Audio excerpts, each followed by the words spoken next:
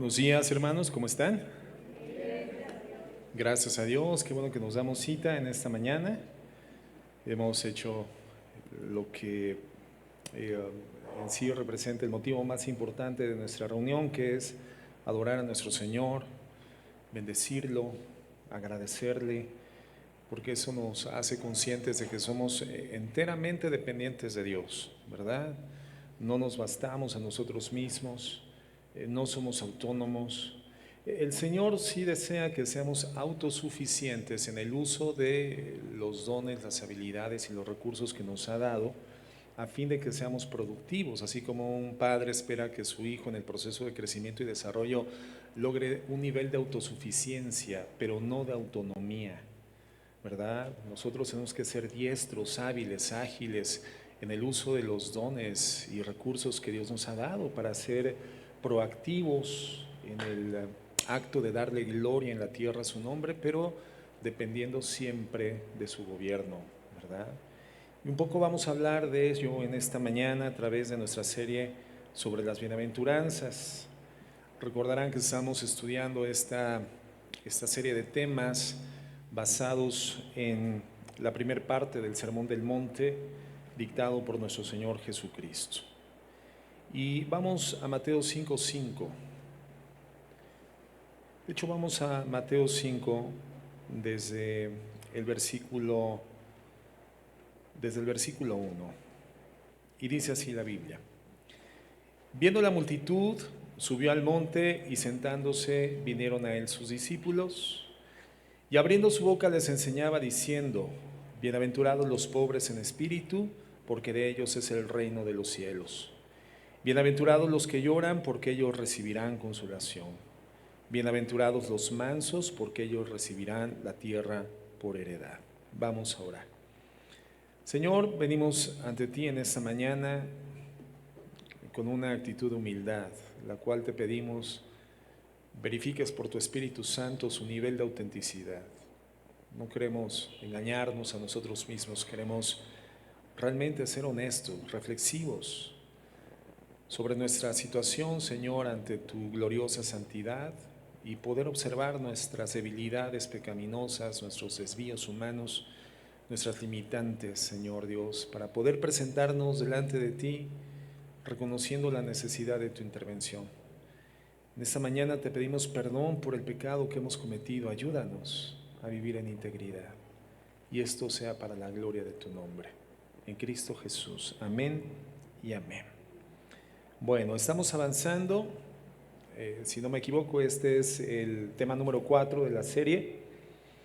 Y particularmente vamos a estudiar el versículo 5, bienaventurados los mansos, porque ellos recibirán la tierra por heredad. El versículo 4 lo estudiamos el miércoles en el estudio de mitad de semana. Yo extendí una invitación encarecida, ¿verdad?, a la congregación en general a que asistieran también los miércoles para tomar la totalidad de la serie, pero bueno, entiendo que eventualmente hay situaciones que no permiten asistir. Pero nuevamente reitero la invitación, hermanos, para que podamos llevar la serie completa. Asistamos también los días miércoles. Creo que no debe de haber nada más importante sino la exposición ante la palabra, cuando en términos reales tenemos la posibilidad de hacerlo. Yo entiendo que hay circunstancias que eventualmente imposibilitan que podamos estar en el servicio de mitad de semana, pero si no hay nada que en términos reales lo impida, aquí tenemos que estar, ¿verdad? 7 de la noche, no es tan tarde. ¿Recuerdan cuando nuestro servicio de mitad de semana era a las 8 de la noche? Terminábamos por ahí de las 10 de la noche y a esa hora todos teníamos que regresar a nuestras casas, pero la asistencia era de no menos de 60, 80 personas los días miércoles, ¿no? Ha habido un cambio de circunstancia después de la pandemia. Sabemos que hoy lamentablemente la situación es diferente, pero tenemos que hacer lo propio para poder reconstituir la actividad eclesiástica en condiciones de plenitud. Y así como la labor del predicador es estar presente para predicar, la labor de la oveja es estar presente para ser pastoreada. Entonces la invitación es a venir los miércoles. Y si ya no viniste el miércoles pasado, bueno, acércate a la mesa de audio, pide la enseñanza o consúltala en internet, ¿correcto? Les recuerdo que al término de la serie de las bienaventuranzas vamos a iniciar una serie sobre el evangelismo, hermanos, algo que eh, ha sido un tema de mucho interés para algunos hermanos que se han aproximado y me han dicho, pastor, es que ¿por qué no tenemos un tema sobre cómo evangelizar? Bueno, la serie siguiente será sobre el evangelismo personal, pero esa serie no se va a transmitir. Esa serie se va a dar en la iglesia local, presencialmente. Entonces les voy anticipando para que vayan haciendo sus consideraciones, hermanos, el ajuste de su agenda y puedan estar presentes. Si de verdad estás interesado en llevar el Evangelio de la Gracia de manera bíblica, de manera recta, de manera íntegra y ser eficazmente utilizado por el Señor en la predicación del Evangelio, hermano, ven a la congregación, no va a ser transmitida. Entonces va a ser para la iglesia local, ¿correcto? Bueno, ¿quién va a venir a esa serie? Bueno, comienza a venir con la que ya estamos llevando el próximo miércoles, ¿sí? Bueno, entonces, bienaventurados, dice el Señor, los mansos, porque ellos recibirán la tierra por heredad. Hemos visto que cuando Jesucristo comienza a dictar este sermón, hermanos, sermón de la montaña, Él rompe con las estructuras mentales, las estructuras religiosas que prevalecían en la perspectiva de pensamiento del pueblo judío. Porque el pueblo judío era inminentemente un pueblo muy religioso, incluyendo la perspectiva de la gente que comenzaba a seguir a Jesucristo, interesada en una forma más honesta y más profunda en la enseñanza que él estaba dictando. Hemos visto que había un grupo de personas seguidoras de Jesús que la Biblia define como la multitud, personas interesadas inminentemente en los beneficios del poder sobrenatural de nuestro Señor a través de prodigios, milagros y obras extraordinarias como sanidades, liberaciones, alimentación sobrenatural, resurrecciones, etc. El otro grupo de personas llamados los discípulos tenían un interés por la enseñanza del Señor. Y en algunos de estos, hermanos, un deseo realmente genuino por seguir a Jesucristo para conocerle y servirle de verdad. Aunque vemos en el Evangelio de Juan, en el capítulo 6, que la mayor parte de estos discípulos se vuelven hacia atrás cuando el sermón de Jesús, su mensaje, se torna más agudo, más específico y más contundente en cuanto a lo que respecta a la redención por la fe. Bueno, los discípulos de Cristo, ellos mismos, hermanos, por supuesto, sabían también en su condición humana, caída y limitada, cómo ser gente orgullosa espiritualmente. Sabían cómo ser autosuficientes, sabían de manera práctica cómo fingir una vida de piedad. Sabían hacer religión en términos prácticos, sabían aparentar, sabían llevar una vida de efectos meramente externos. Ellos sabían cómo hacer religión. Ellos creían que la religión, hermanos, y el buen comportamiento, esta estética externa, les permitiría tener acceso al reino de los cielos. Y entonces justamente es cuando Jesucristo comienza a darles la enseñanza del Sermón del Monte en el versículo 3 y les dice, bienaventurados los pobres en espíritu, porque de ellos es el reino de los cielos. Bienaventurados los que lloran, porque ellos recibirán consolación. Bienaventurados los mansos, porque ellos recibirán la tierra por heredad. Vemos entonces cómo Cristo rompe con la estructura mental y la confianza que esta gente tenía en su religión. Y les dice claramente, no es para los orgullosos, no es para los autosuficientes, no es para ellos, es para los humildes, es para los que no se sienten dignos en sus propios méritos.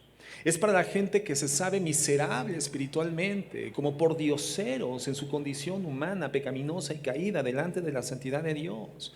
No es para los que se sienten felices y satisfechos consigo mismos, sino para los que están tristes y lloran por su pecado. Para ellos, dice Jesús, es el reino de los cielos.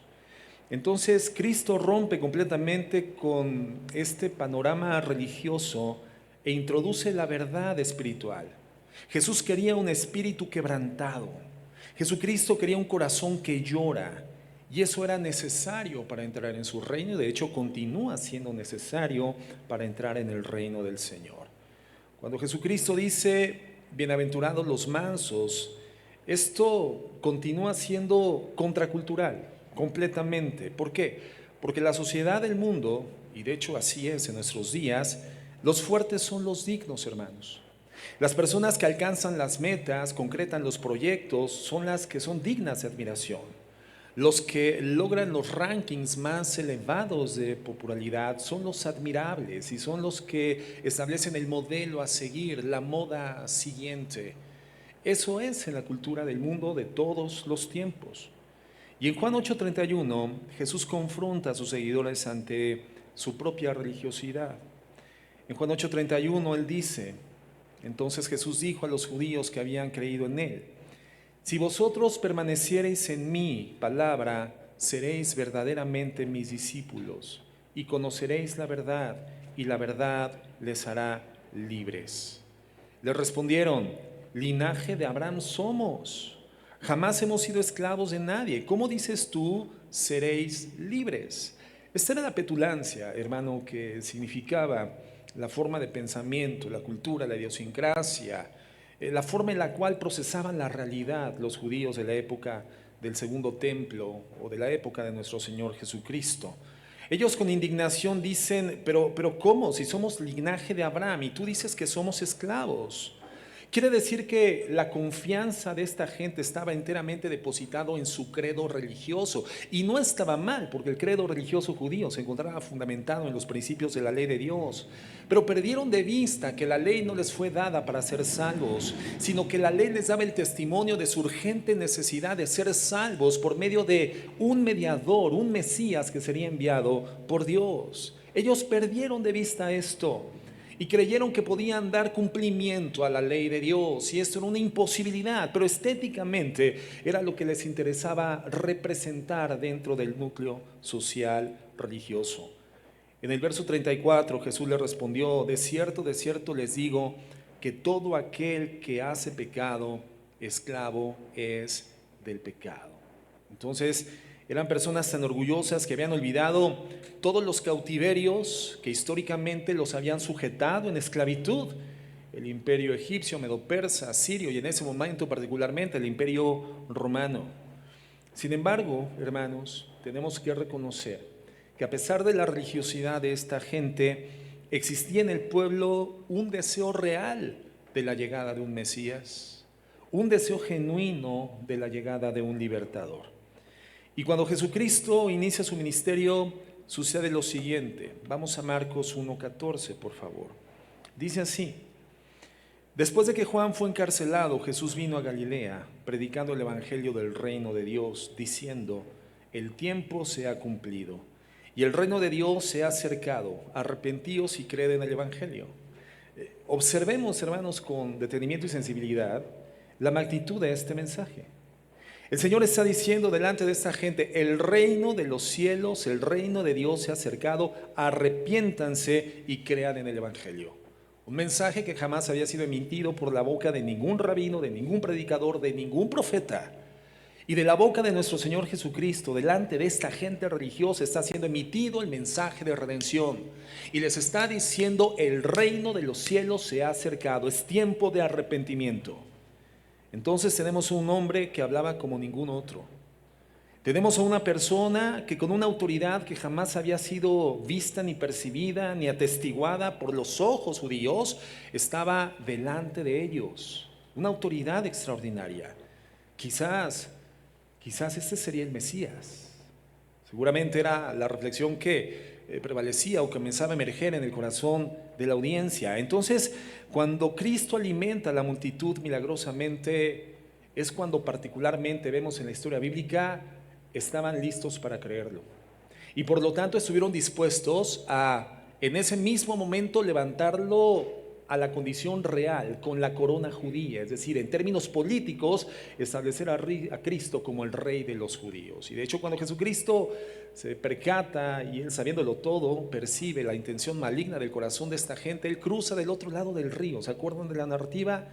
¿Y qué es lo que hace esta gente? Cuando se despiertan y se dan cuenta de que Cristo ya no estaba ahí, ahora para darles de desayunar. Ayer nos dio de cenar y ahora ¿quién nos va a dar de desayunar? Entonces los siguen del otro lado del río, y cuando se dan cuenta de que Cristo no accedería a sus pretensiones, entonces le dicen: bueno, si tú no quieres, entonces enséñanos a hacer las obras de Dios. Y esto parecería muy espiritual, pero ellos se estaban refiriendo en términos concretos a estas obras milagrosas que les permitiesen salir de esta condición oprobiosa material por causa de la sojuzgación del Imperio Romano, a fin de que pudiesen preparar para ellos de manera sobrenatural todos los días su propio pan para la alimentación. Esas eran las obras de Dios que a ellos les interesaban desarrollar, aquellas que gratificaran y satisfacieran de manera inminente las necesidades diarias para conservar o alcanzar un estado de bienestar. Por eso la Biblia les describe como la multitud, personas con pensamientos desordenados, conductas desordenadas, menciones verbales desordenadas.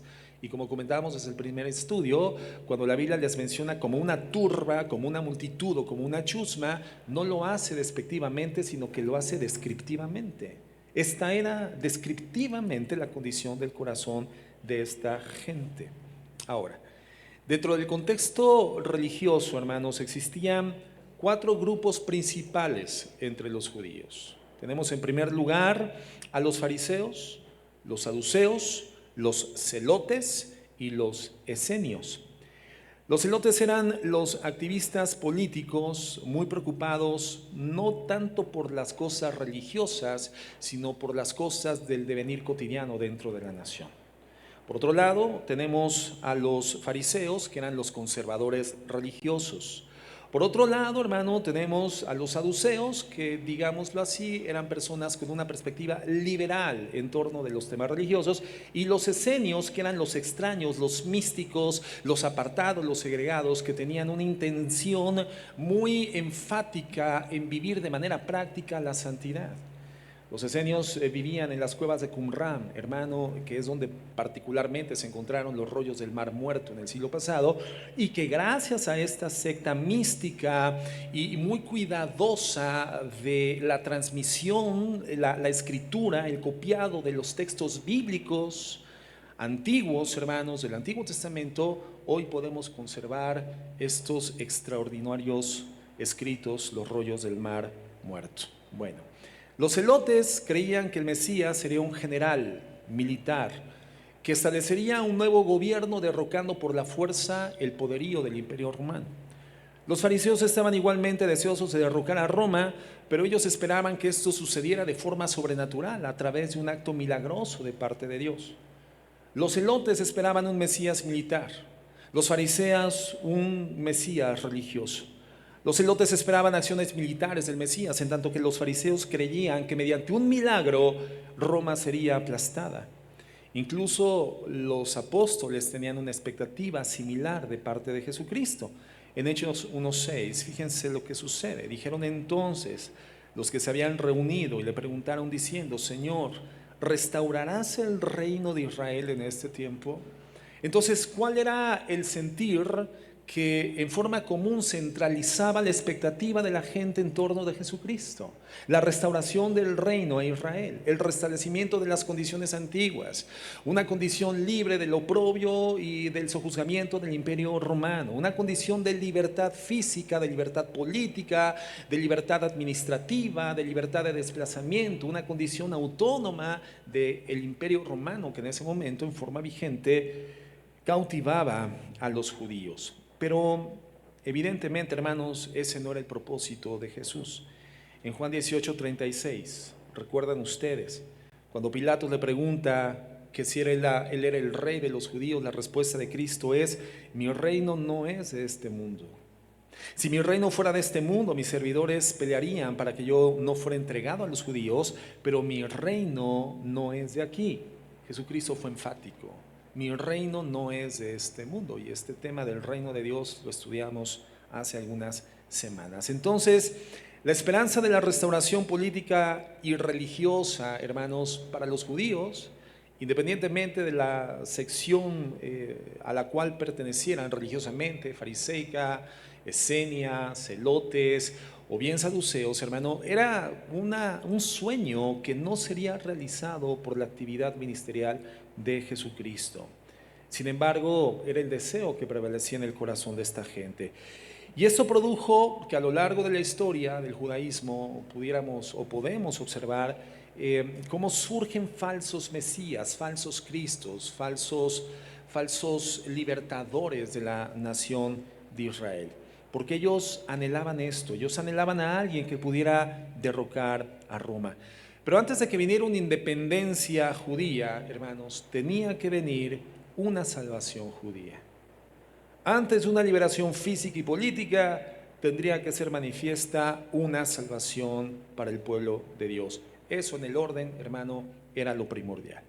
El plan de Dios entonces era muy diferente a lo que ellos esperaban. Cuando Jesucristo dicta el Sermón del Monte, pues podemos imaginar la reacción que produjo en esta gente, ¿no?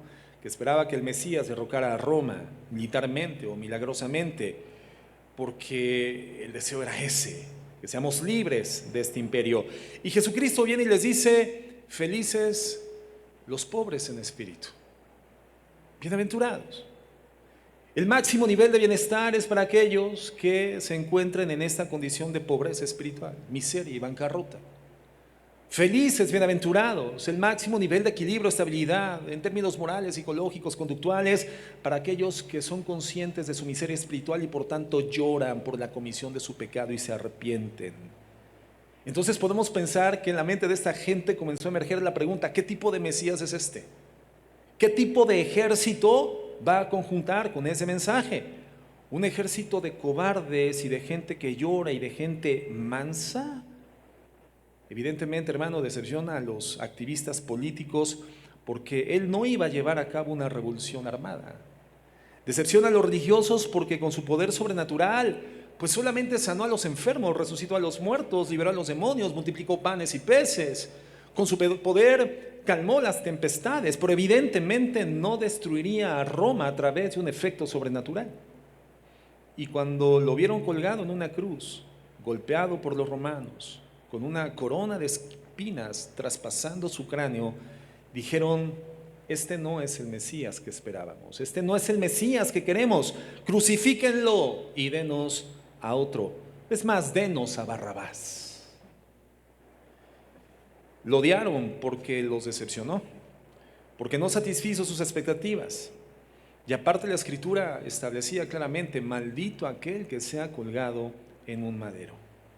Vemos cómo entonces la esterilidad espiritual y religiosa de esta gente y sus expectativas de libertad frustradas establecieron entonces un sentir que gradualmente comenzó a cambiar en sus corazones en relación a Jesucristo.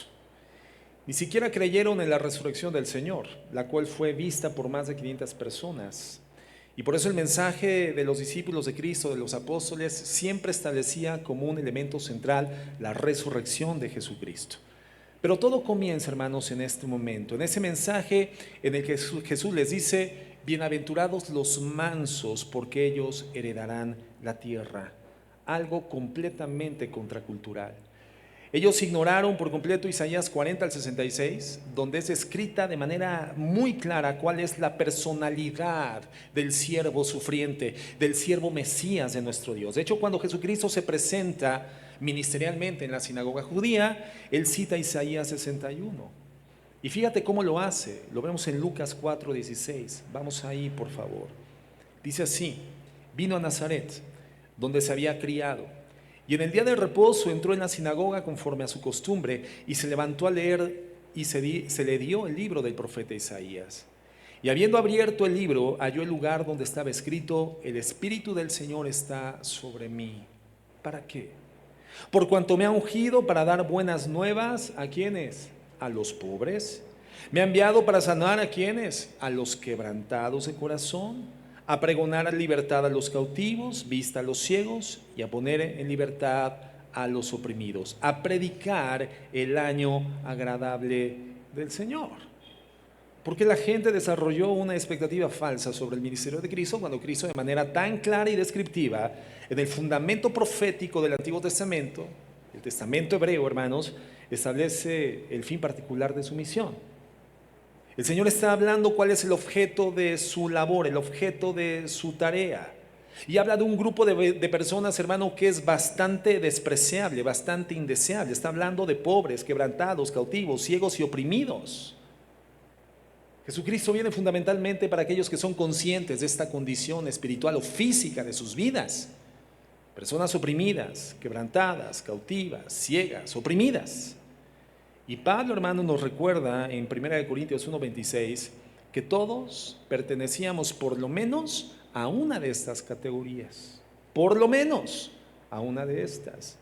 Y quiero leer esta porción bíblica en la Nueva Traducción Viviente, con un lenguaje un poquito más comprensible. Fíjense lo que dice el apóstol Pablo en una relación directa a estos oprimidos, ciegos, miserables, por los que Jesucristo viene a establecer un ministerio de liberación. Dice 1 Corintios 1:26, recuerden, amados hermanos, que pocos de ustedes serán sabios a los ojos del mundo, o poderosos o ricos. Cuando Dios los llamó, en cambio, Dios eligió lo que el mundo consideraba ridículo. Así dice esta traducción, que presenta de manera muy comprensible el mensaje de la Escritura, sin castigar su contexto. Ridículos. El ridículo, hermano, quiero decirte que es la posición más ínfima de lo que puede considerarse como belleza. La belleza tiene una escala y el nivel más ínfimo de la belleza es lo ridículo, en tanto que el nivel más grande de la belleza, más exaltado de la belleza, es lo sublime. Bueno, el Señor Jesucristo dice que sí tenemos una belleza que evidentemente residía en nosotros por causa de la imagen y semejanza con la que fuimos creados, a imagen y semejanza de Él. Sin embargo, por nuestra condición pecaminosa y caída, hermanos, si acaso rayábamos en lo ridículo. ¿Quién desea ser una persona ridícula, hermanos? Está dentro de la escala de belleza, ¿no? ¿Qué prefería, ser feo o ridículo? Pues yo creo que mejor feo, ¿no? En todo caso, mejor feo, ¿no? ¿Para qué andar con situaciones que produzcan la hilaridad de la gente? Porque eso produce el ridículo, risa, hilaridad.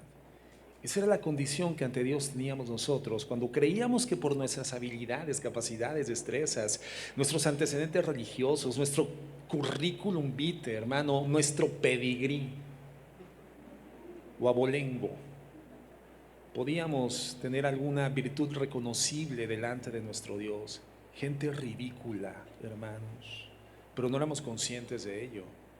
Y el Señor dice, Dios eligió lo que el mundo considera ridículo para avergonzar a los que se creen sabios, y escogió cosas que no tienen poder para avergonzar a los poderosos. Dios escogió lo despreciado del mundo, lo que se considera como nada, y lo usó para convertir en nada lo que el mundo considera importante. Como resultado, nadie puede jamás jactarse en presencia de Dios.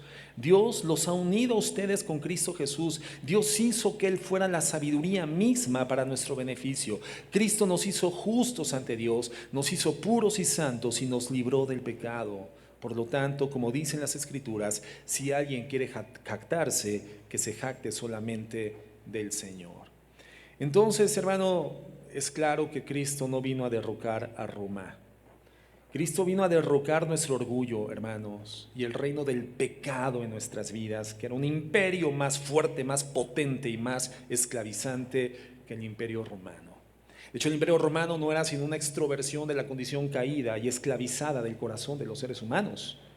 La forma en la cual gobernaba tiránicamente Roma, hermanos, solamente era una extroversión de la condición caída de un corazón que se encontraba en la urgente necesidad de ser transformado y salvado por una intervención mesiánica. Cristo vino a derrocar un imperio más potente que Roma, pero ellos no lo entendieron. Y Jesucristo lavó los pies de los discípulos, hermanos. Discípulos no preocupados por su maestro, sino por sus intereses personales. Discípulos que no eran amorosos. Su vida fue una demostración de humildad y de servicio. Él mismo dijo, el Hijo del Hombre no vino a ser servido, sino a servir y dar su vida en rescate por muchos. ¿Qué vemos en Jesucristo, hermanos? Vemos una conducta de negación, de humildad personal, abnegación, sacrificio, entrega incondicional a lo largo de todo su ministerio. Entonces lo que Jesús dice en este sermón es, no son los autosuficientes, no son los que se creen santos, no son los orgullosos, ni los fuertes, ni los arrogantes, ni los satisfechos, ni los religiosos los que entran en mi reino, no son ellos, pero sí son los quebrantados.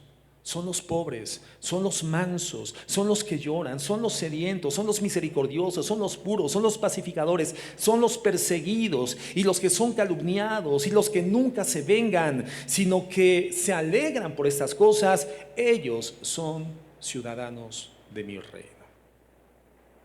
Totalmente contra la cultura. Entonces vemos que el mensaje de Cristo sí era revolucionario, hermanos. Total, sigue siendo el mensaje más revolucionario en nuestros días y lo será hasta los tiempos finales de la historia humana.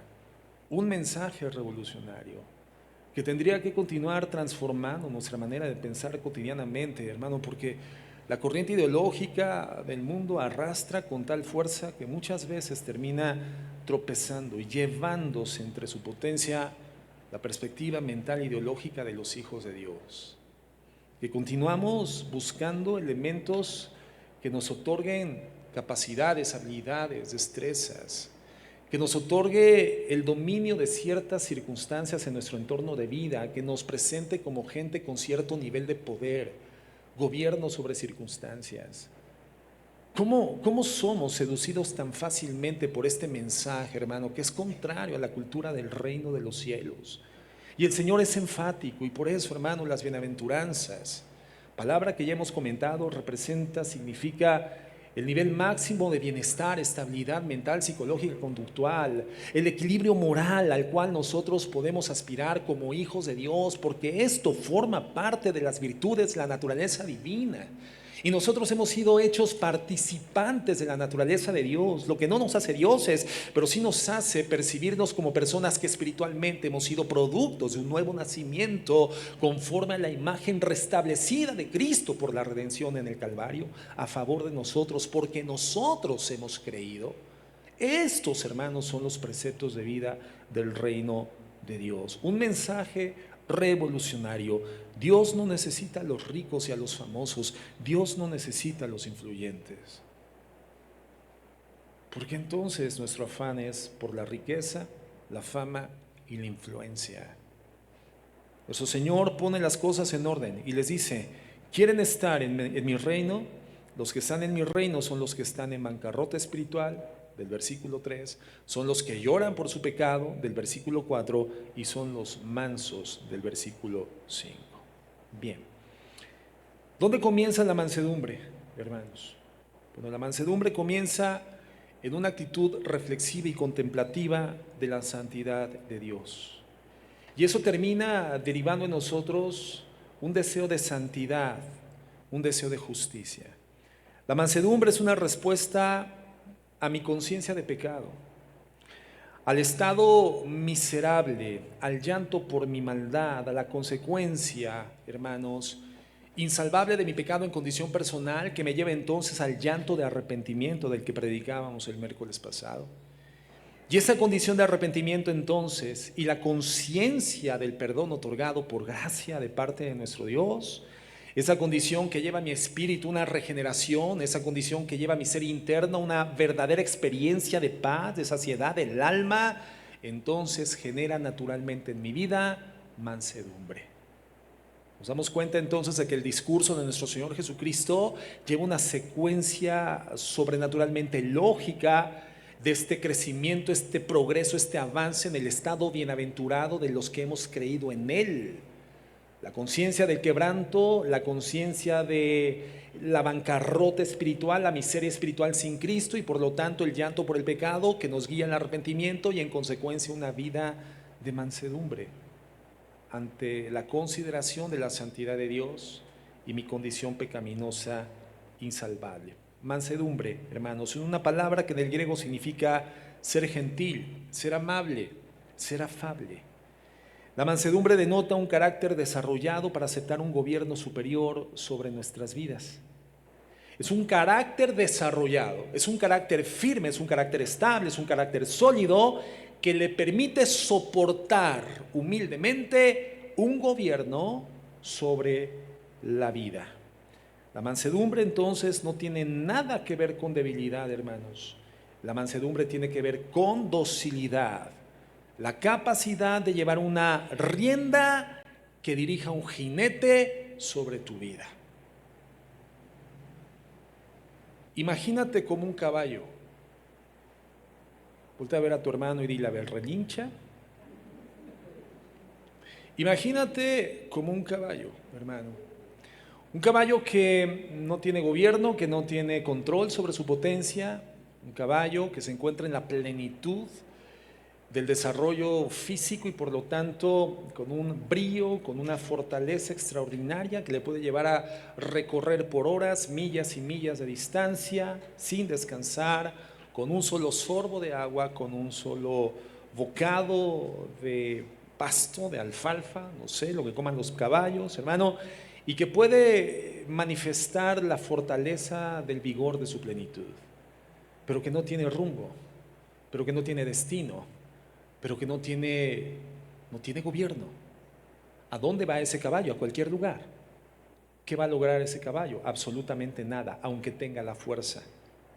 Un caballo manso, sin embargo, es aquel que a fuerza de haber sido debidamente domado, debidamente amaestrado, hoy puede tolerar una rienda en su cuello y el peso de un jinete que toma la rienda y le da dirección. Y por lo tanto la fuerza incontrolable de ese caballo hoy comienza a tener un rumbo, un destino, una dirección, un propósito, una razón de ser. Cobra un sentido su fortaleza, cobra un sentido su carácter, cobra un sentido su brío. Eso es mansedumbre. No tiene que ver con debilidad, hermanos, tiene que ver con docilidad. La capacidad, el carácter suficientemente sólido para aceptar voluntariamente y humildemente un gobierno que dirija nuestras vidas, un gobierno que le dé causa a tu inteligencia, a tus dones, a tus habilidades, a tus talentos, a tus destrezas. Eso es lo que necesitamos como humanidad. Porque ¿a dónde va la humanidad? ¿A dónde camina la humanidad, hermano? ¿A dónde? ¿Quién puede negar la inteligencia de la humanidad, la ciencia de la humanidad, la cual, por cierto, no es sino es el resultado de la gracia y la revelación de Dios a los investigadores, hermanos? Pero ¿a dónde camina la humanidad con su arte, con su sensibilidad, con sus capacidades extraordinarias, con su tecnología impresionante? ¿A dónde camina la humanidad, hermano? Sin gobierno, hacia su propia destrucción.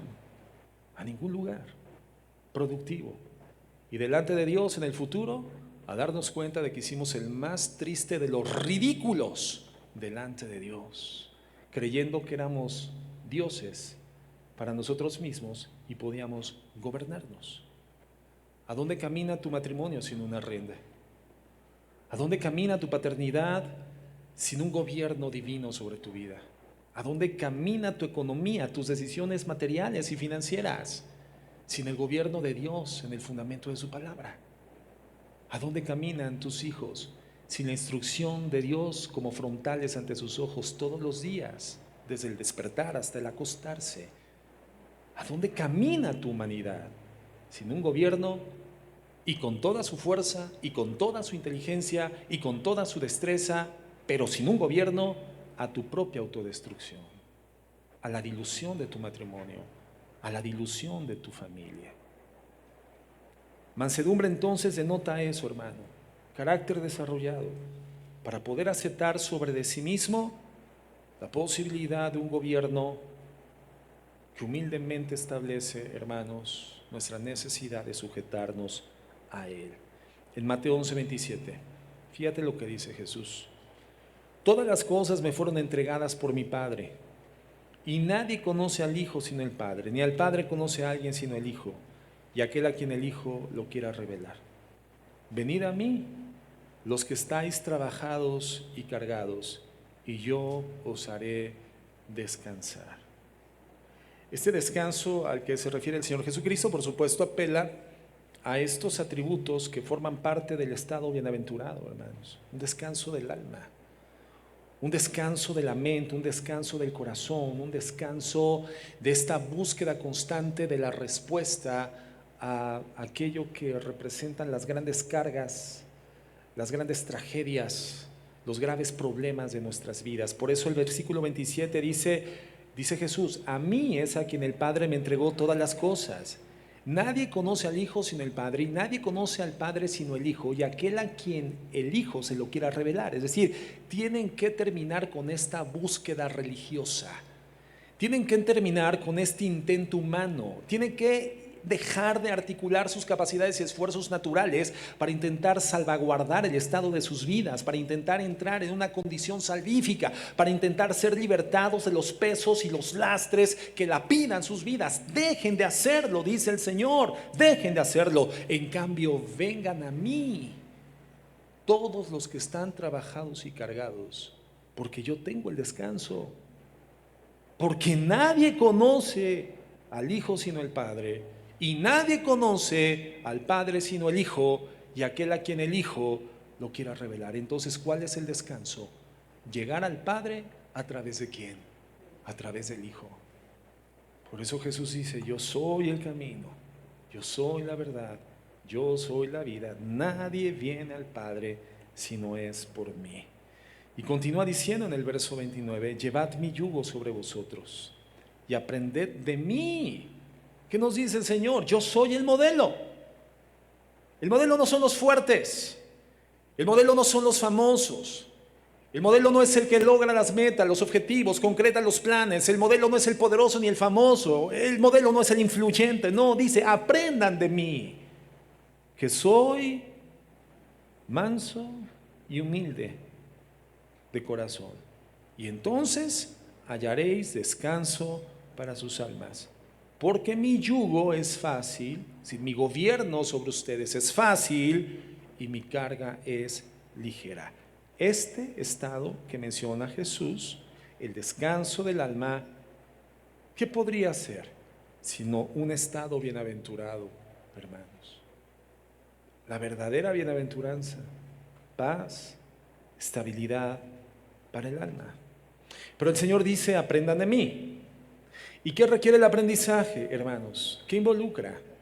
Tú quieres aprender algo, es algo que entonces tienes que decidirte a observar detenidamente, minuciosamente. Para aprender algo necesitas tomar la firme determinación de escudriñarlo, de verlo, de observarlo detenidamente, prestar toda la atención y enfocar tu mente inteligentemente en ese objeto de estudio. Por eso Jesucristo dice: puestos los ojos en mí. Pongan su mirada en mí, puestos los ojos en Jesús, autor y consumador de la fe.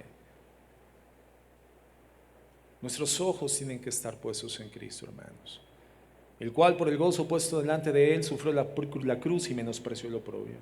El Señor también dice: mirad, escudriñad, considerad aquel que sufrió tal contradicción de pecadores contra sí mismo, para que vuestro ánimo no se canse hasta desmayar. El Señor constantemente nos está llamando a observarlo, escudriñarlo, evaluarlo, considerarlo, verlo contemplativamente, reflexivamente, aprender de Él, enfocar nuestra mente, nuestra atención fundamentalmente en Él. Y en ese sentido también ser como los caballos, hermano. ¿Has visto esos caballos que cuando salen a los desfiles y los paseos debidamente amansados y amaestrados, les ponen unos dispositivos en sus sienes que no les permiten ver a los lados, sino solamente al frente? Y el propósito de estos dispositivos es que el caballo no se desvíe del tránsito, no se desvíe de la ruta, no se desvíe del camino. Bueno, nosotros tendríamos que caminar así también, hermanos, con dispositivos espirituales en nuestras sienes, con el propósito de enfocar nuestra atención hacia nuestro Señor Jesucristo. ¿Y cuáles son esos dispositivos? ¿Dónde venden esos dispositivos? ¿Dónde encontramos esos dispositivos, hermanos? ¿Dónde? En la palabra de Dios. El conocimiento de la Biblia, que nos permite juzgar a la luz de la Escritura todo aquello que el mundo produce como filosofía, como ciencia, como modo de pensamiento, como sistema religioso, y darnos cuenta a la luz de la Biblia que no vale la pena, no tiene sentido desviar nuestra atención, sino mantenernos enfocados en Jesús, autor y consumador de la fe. Y entonces, de la misma forma en la que el gozo puesto delante de Él le permitió cruzar por la cruz y menospreciar su oprobio, podremos nosotros hacer lo mismo con nuestros propios oprobios y cruces.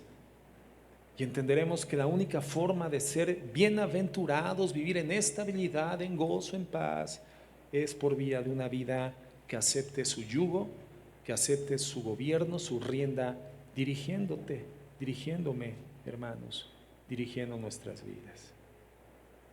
En 1 Juan 2:6 dice, el que dice que permanece en Él debe de andar como Él anduvo. Debe de vivir como Él vivió.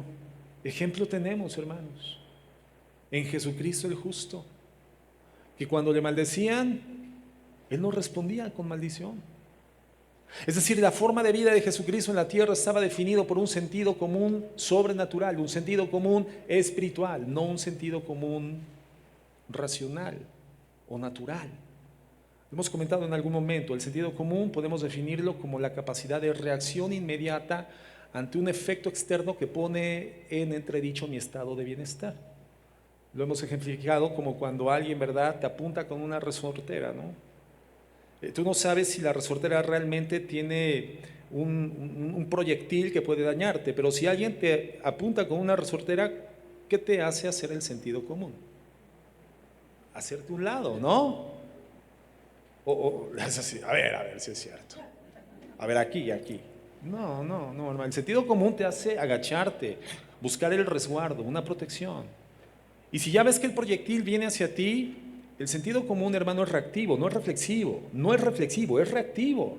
Tú no vas a decir, es un proyectil de aspecto ríspido, puntiagudo en algunas de sus partes, por lo tanto, si se hace en mi cabeza, seguramente me dolió. No, hermano, el sentido común no reflexiona.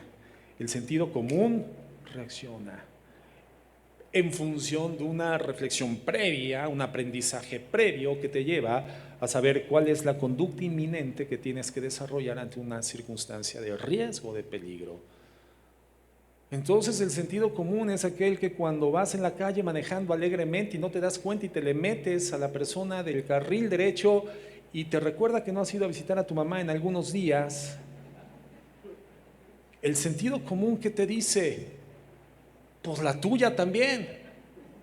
Y entonces hay una potencia incontrolable que se apodera de tus manos y que los lleva a tu volante y literalmente como si quedaras pegado por electricidad, y como recuerdas por sentido común que eres cristiano, no terminas, pero te quedas, Eso es sentido común, hermano. Es una reacción no reflexiva, pero en el fundamento de un conocimiento previamente asimilado. ¿Cuál era el sentido común de nuestro Señor Jesucristo? Aquel que cuando lo maldecían no respondía con maldición. Evidentemente no era un sentido común de este mundo, un sentido común celestial, un sentido común del cielo. Y el sentido común que tendría que gobernar ya por el conocimiento previo de quién es Jesucristo, por el aprendizaje del modelo que es Jesús, por seguirlo a Él y por andar como Él anduvo, porque la palabra dice que el que permanece en Él tiene que andar como Él anduvo. Nosotros tenemos que desarrollar ese sentido común. ¿Y qué dice ese sentido común, hermanos? Lo sabemos. ¿Qué tenemos que hacer con nuestro enemigo? Amarlo, cubrirlo, alimentarlo. ¿Qué tenemos que hacer con el que nos maldice? Bendecirlo. ¿Qué tenemos que hacer con el que nos persigue, nos alcanza y nos agrede? Amarlo. ¿Y cuál tendría que ser la emoción en nuestro corazón? El gozo y la gratitud a Dios. Porque lo mismo hicieron con sus siervos los profetas que fueron antes de nosotros, porque sabían que su galardón es grande en los cielos y en la conciencia de ese galardón se establecía su sentido común celestial. No ser vencidos de lo malo, sino vencer con el bien el mal. Gente mansa, gente humilde. Una persona así ante la adversidad, ante la contrariedad, ante la injusticia, la persecución, la segregación, el señalamiento, el vituperio, la infamia, gente así, hermano, ante la injusticia del mundo, vive en paz. La plena conciencia de que Dios es justo y que somos llamados a dejar nuestras causas en las justas manos de Dios. Y que el Señor intervendrá con justa justicia en el momento que Él considere oportuno. Descansar en esas verdades nos permite vivir en mansedumbre, sentido común del cielo, confiados enteramente en el Señor, en obediencia, una respuesta obediente a nuestro Dios. ¿Cómo logramos esto, hermanos? solamente volviendo a nacer, ¿no? Hay cosas que no se arreglan sino volviendo a nacer. Cuando de repente ves a tu hijo y dices, chispas, no sacó los ojos azules de su tatara abuela, y pues no está muy bonito. Y dices, no, solo volviendo a nacer. Hay cosas que no cambian sino volviendo a nacer, hermanos. ¿No? ¿Quiénes desean tener el pelo chino? Y aun cuando se hagan permanente, va a llegar el momento donde lo van a volver a tener lacio. ¿Cómo podrías tener el pelo chino, hermano, el cabello chino? Solamente volviendo a nacer.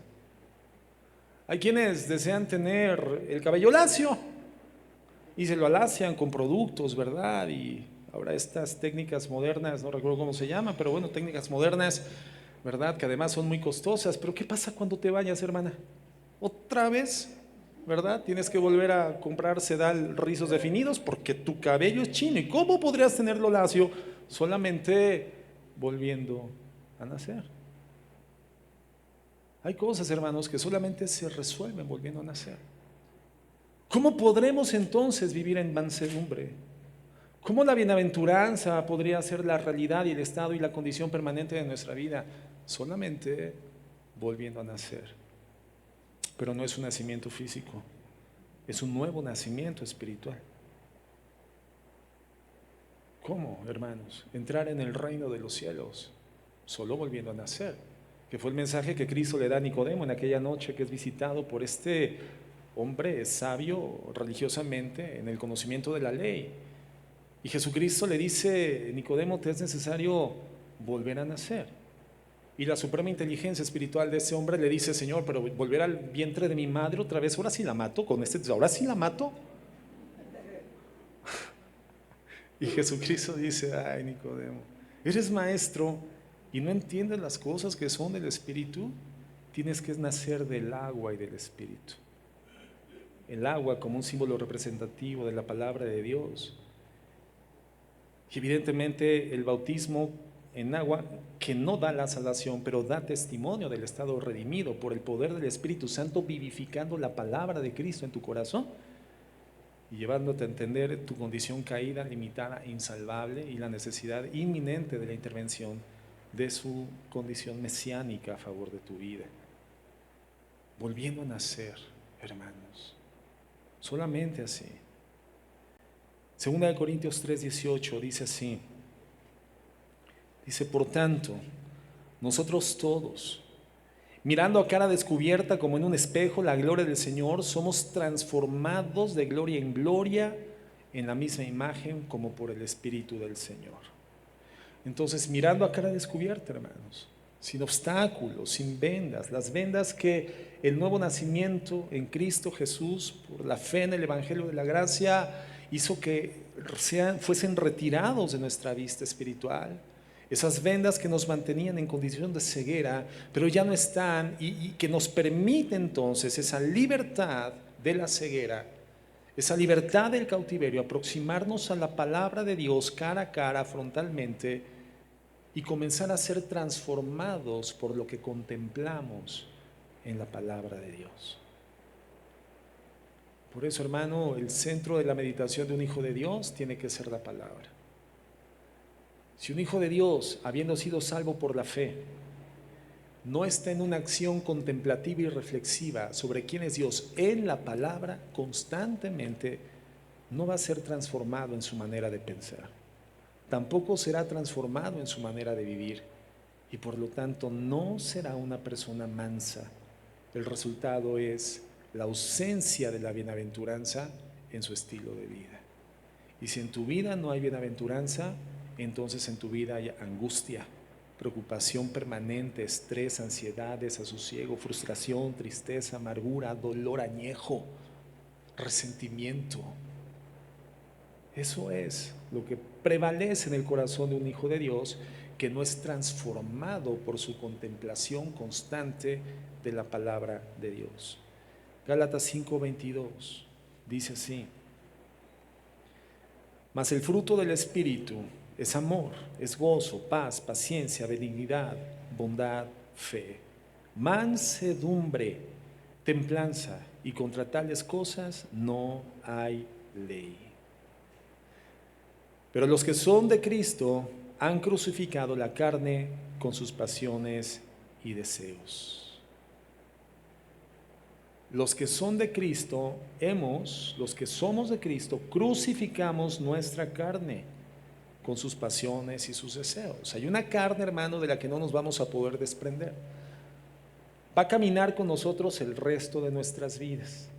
Y si tú quieres escapar de las circunstancias o las situaciones que están generando un problema en tus emociones, en tu mente, un problema relacional, si tú crees que saliendo, hermano, de esa condición que gesta en apariencia un problema, podrás resolver tu problema, quiero decirte que no hay forma en la cual escapes de tu propia carne.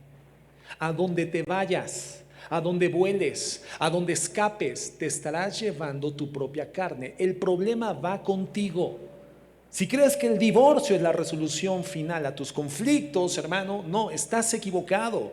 Porque así te distancies de la que es hoy tu esposa y te vayas al otro extremo de la tierra, te llevas al otro extremo de la tierra el problema lo llevas en tu corazón y se llama inclinación pecaminosa, carnalidad, concupiscencia.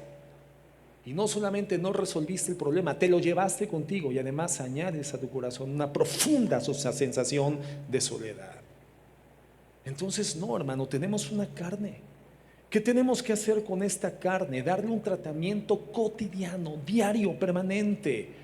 Y por eso Jesucristo dice, quien quiera ser mi discípulo, lo primero que tiene que hacer es negarse a sí mismo, pero ahora tiene que cargar una cruz y seguirme.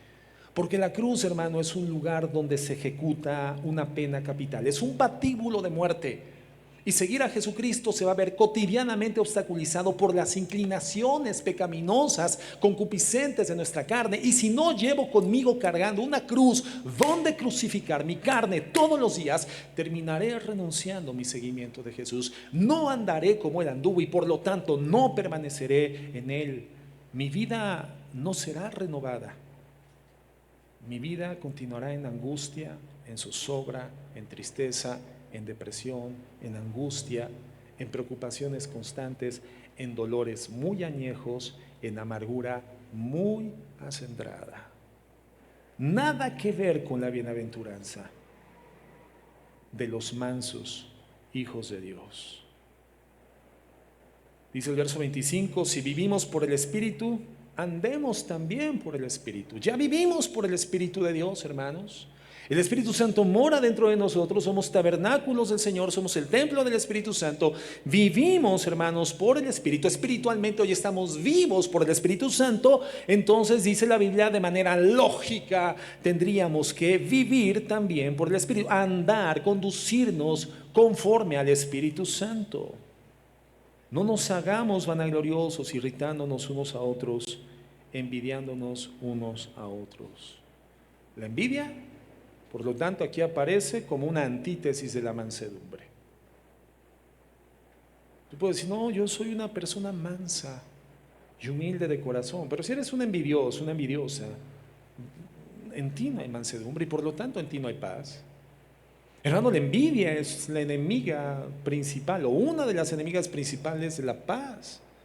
Y el Señor dice, no, sé mansa y humilde, sé manso y humilde como yo soy. Aprende de mí para que entonces encuentres paz para tu alma. Fíjate lo que dice Efesios 4:2.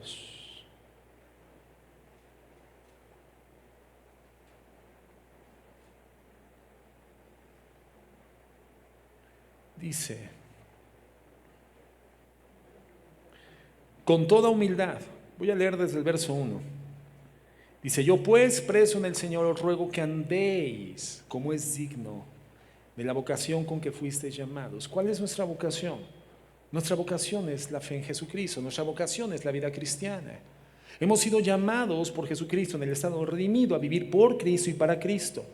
Y dice el apóstol Pablo, nos ruega que andemos como es digno. Quiere decir que si hay una advertencia o un exhorto a vivir con dignidad, a andar con dignidad, podemos andar de forma indigna.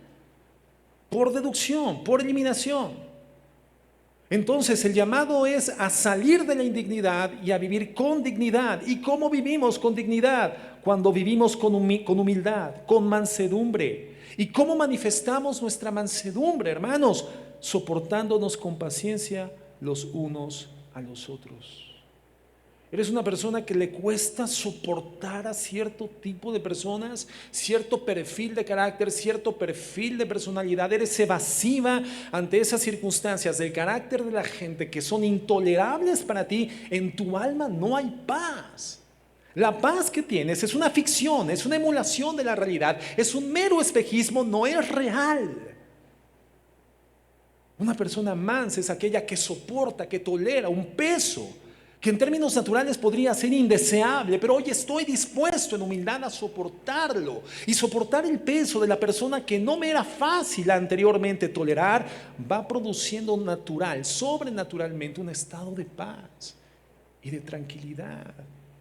Hoy puedo soportar a mis hermanos con paciencia, entonces la Biblia dice que soy una persona mansa y además estoy guardando la unidad del espíritu en el vínculo de la paz.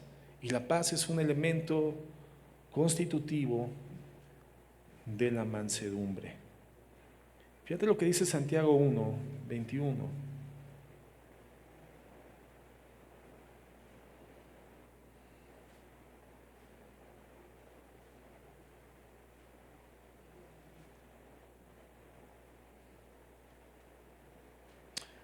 Dice, por lo cual desechando toda inmundicia y abundancia de malicia, recibid con mansedumbre la palabra implantada, la cual puede salvar vuestras almas.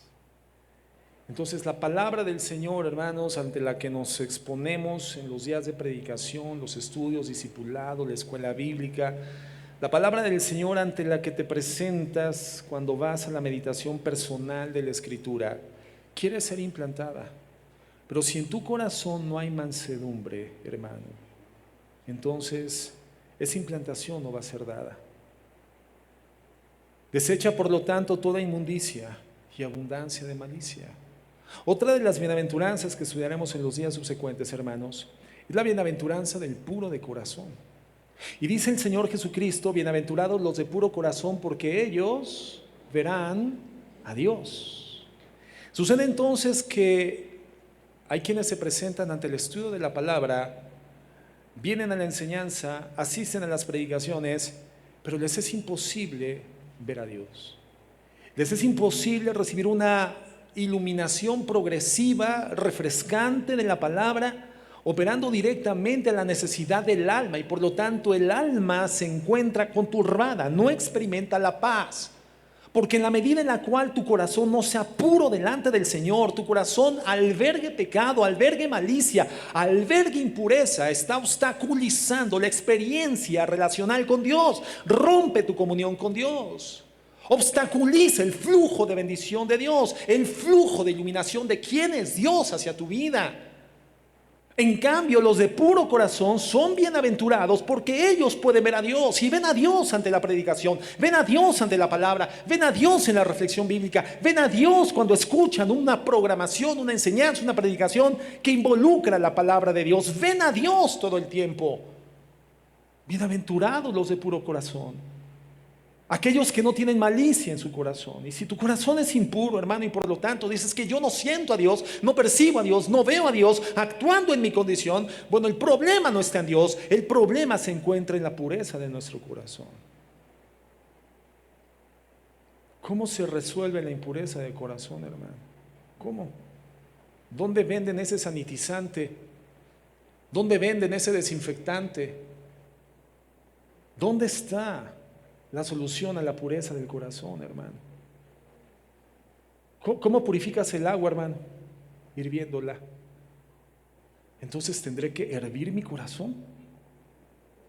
¿Dónde está la solución a la impureza del corazón, hermano? En el arrepentimiento. ¿Y cómo manifiesto mi arrepentimiento? El Señor Jesucristo dijo, la verdadera circuncisión es la del corazón. Y si la circuncisión para el pueblo de Dios en el antiguo pacto, hermano, era sobre el prepucio del hombre, entendiendo que el prepucio del hombre, hermano, puede llegar a albergar contaminantes que generen complicaciones de salud en el futuro, y por eso es conveniente circuncidar a los niños. Y Dios quería un pueblo sano, pero también quería un pueblo que visiblemente entrase en pacto con Él. El Señor Jesucristo, el apóstol, por el Espíritu Santo, revela: la verdadera circuncisión no era la del prepucio, la verdadera circuncisión era la del corazón. ¿Qué significa? Que nuestro corazón espiritualmente alberga contaminantes, tiene un prepucio que le rodea y puede albergar contaminantes espirituales, que no es otra cosa sino el pecado. Y de la misma forma, hermanos, que en el pasado, en el Antiguo Testamento, la circuncisión se tenía que hacer sin instrumentos quirúrgicos, porque no existían. No habían bisturís, no habían quirófanos, no habían sanitizantes, no habían analgésicos, sino con piedras afiladas, hermano. Y esto producía un profundo dolor en los varones, un dolor que se prolongaba e incrementaba gradualmente, hasta que después del paso de unos días comenzaba a ceder y encontraban la paz de haber entrado en pacto con el Señor. De la misma forma, el Señor dice: no hay gilocaína, no hay anestésicos, no hay forma de circuncidar el corazón sin dolor. Te tiene que doler, te va a doler. Pero si tú estás arrepentido y quieres purificar tu corazón por el poder de la sangre de Cristo, lo que tienes que hacer es arrepentirte. Y una evidencia del arrepentimiento, hermano, es que comienzas a caminar en un sentido diametralmente opuesto a la práctica del pecado. Y eso involucra tomar la piedra afilada, y eso es figurativo, no lo vayan a hacer en su casa, por favor. Tomar la piedra afilada, incrustarla en el corazón, rasgar el prepucio, tomar el pecado albergado y tirarlo. Y te va a doler. Renunciar a esa relación, renunciar a ese hábito, renunciar a esa costumbre, renunciar a esos apegos, renunciar a esos afectos, va a doler. Pero el Señor entrará con un bálsamo de sanidad. Y ese bálsamo de sanidad en tu corazón se llama paz, hermano. Un estado bienaventurado. La palabra de Dios será implantada en tu corazón. Verás a Dios en tu caminar. Verás la intervención de Dios todo el tiempo de tu peregrinar en esta tierra. Quiero revisar un verso más, Colosenses 3:12, por favor.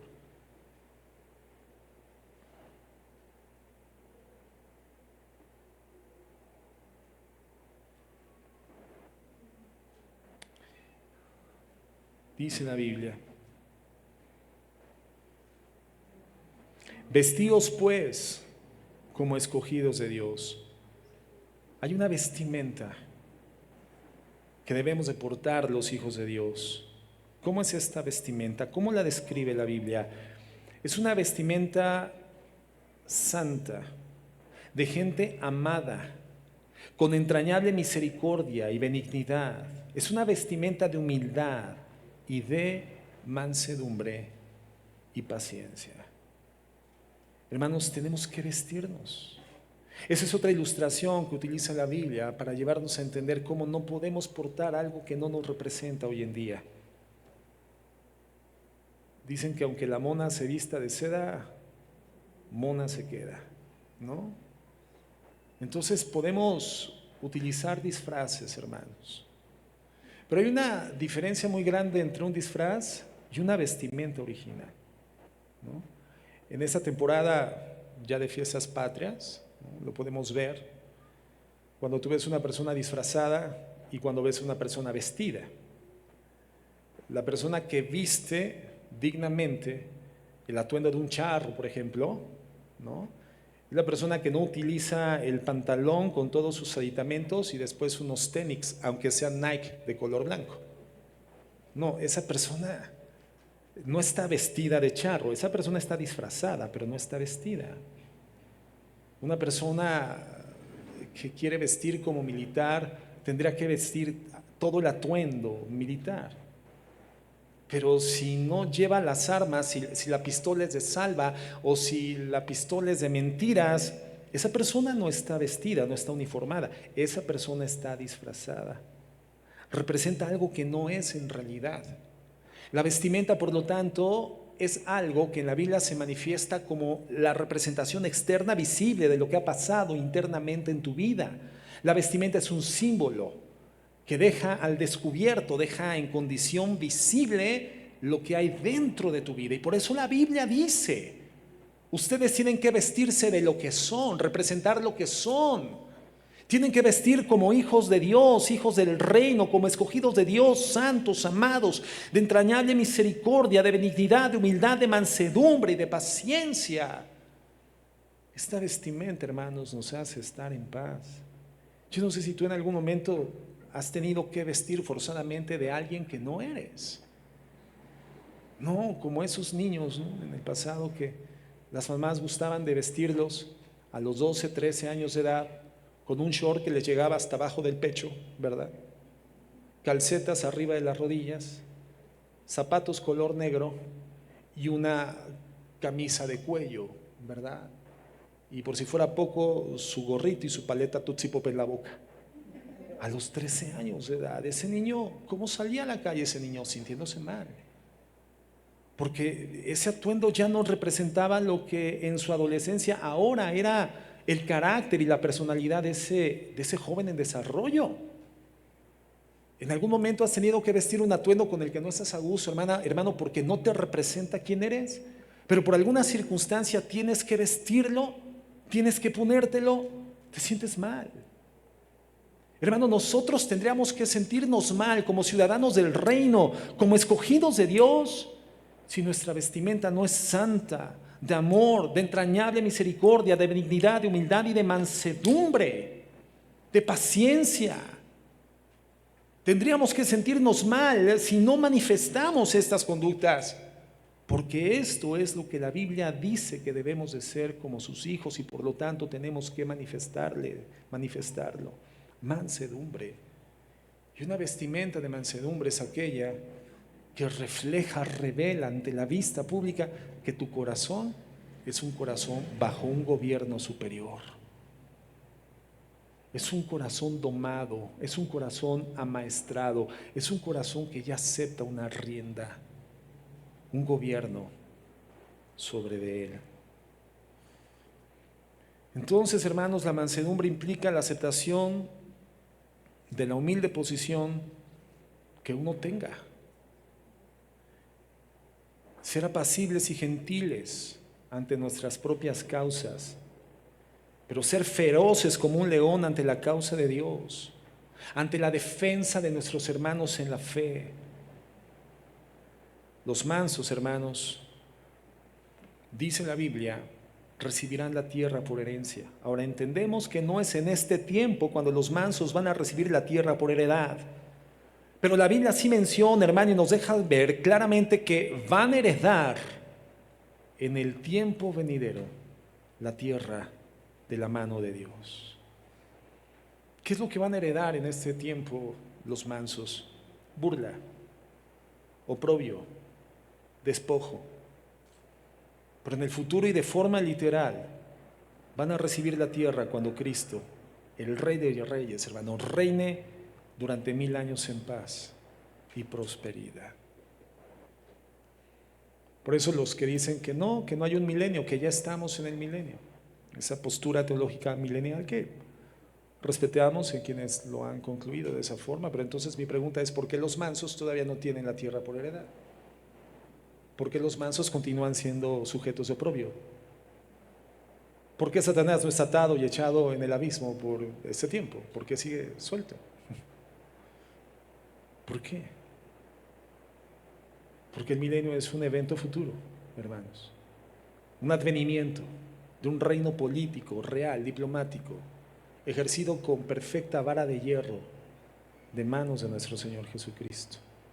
Y en ese tiempo, los mansos recibirán la tierra por heredad. Hermano, hay una recompensa de parte de Dios por vestirnos como escogidos de Él, como ciudadanos de su reino. Hay una promesa futura, pero hay una bendición presente. Y la bendición presente de la mansedumbre es un estado bienaventurado, de paz, de gozo, de tranquilidad. La pregunta entonces es, a la luz de mi estilo de vida, a la luz de mi realidad, ¿soy una persona mansa? ¿Tengo la bienaventuranza, tengo la felicidad, la paz, el equilibrio, la estabilidad en medio de los conflictos? ¿Tengo el equilibrio psicológico?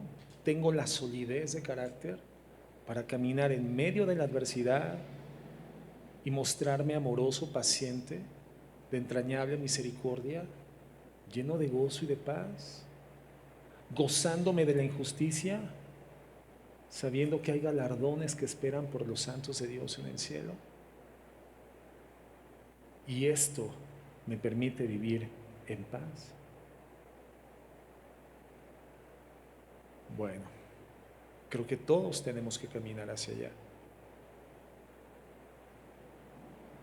Porque lo imposible ya se hizo, hermanos, que era nacer de nuevo. Ahora tienes que renovarte. Tenemos que renovarnos, mirando a cara descubierta como por un espejo la gloria de Dios y siendo transformados por el mismo poder de gloria en gloria por el Espíritu Santo. Transformarnos en lo que contemplamos. Contempla la palabra de Dios. Contempla a Cristo en la Escritura. Y seamos mansos y humildes y aprendamos lo de Cristo. Vamos a orar.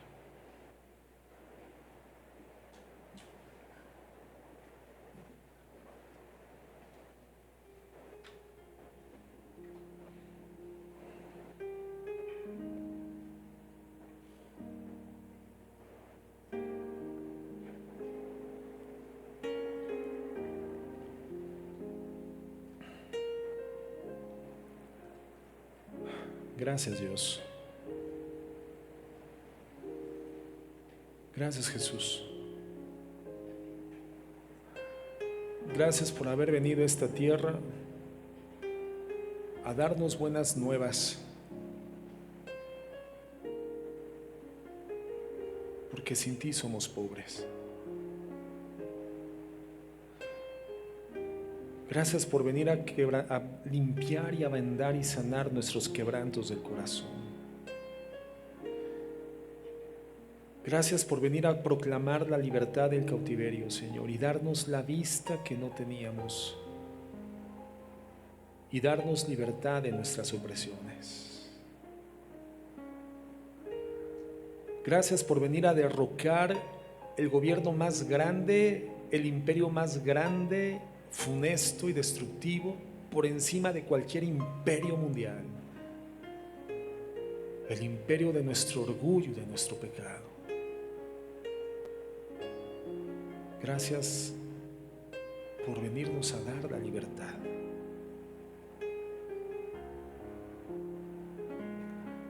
Hoy constituimos un ejército, Señor, que no derrocará sistemas políticos, pero sí tenemos el poder del Espíritu Santo para hacer lo mismo, Señor, por el poder del Evangelio. Guiando por tu Espíritu Santo a la gente, Señor Dios, a transitar por ese puente redentivo que fue tu muerte en la cruz del Calvario, a fin de que puedan llegar a tu presencia por el Evangelio. Gracias porque hoy somos de aquellos que hemos recorrido el camino del arrepentimiento una y otra vez, y de la circuncisión del corazón cada vez que es necesaria, y hoy podemos conducir a ti a los perdidos porque conocemos el camino. Gracias porque tú eres el camino y tu Padre es el destino, y si estamos en ti, Señor, ya llegamos. Gracias por la bienaventuranza, Señor,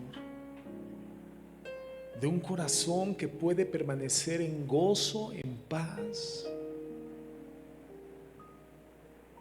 de un corazón que no se amedrenta ante la adversidad, no se acobarda ante los problemas, que puede sentir miedo, pero no se deja gobernar por el miedo, sino sigue mansamente siendo gobernado por tu espíritu, por tu palabra, y es llevado más allá de la tormenta, más allá de la debilidad, más allá del peligro.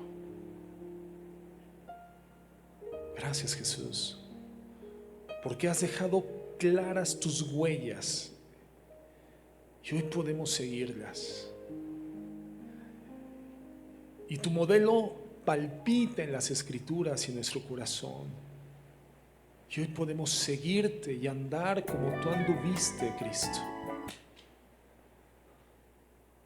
Hoy podemos seguir tus pasos, negándonos como tú te negaste. Y viendo más allá del oprobio, el gozo, mi Dios. El gozo de ser como tú.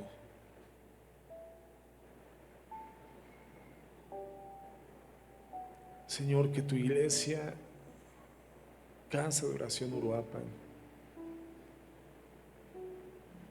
Apatzingán, Lázaro Cárdenas, mi Dios, sea una iglesia de gente bienaventurada, gente que se sabe en bancarrota espiritual sin ti, que llora ante el pecado y se arrepiente,